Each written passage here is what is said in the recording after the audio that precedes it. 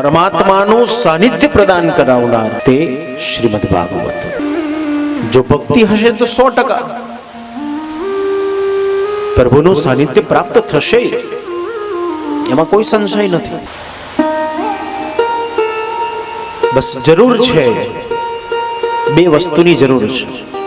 એક તો ભગવત નામ સ્મરણની જરૂર છે, અને બીજું તમે જે ભગવાનની સેવા કરો છો.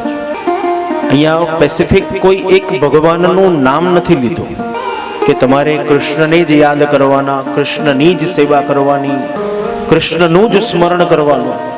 કોઈ એક ભગવાનનું નામ નથી લીધું.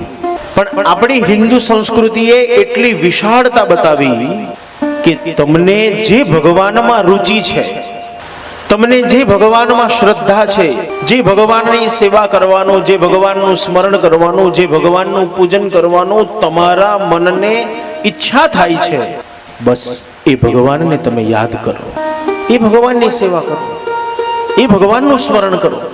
સતત ક્ષણે ક્ષણે એને યાદ કરતા જાઓ.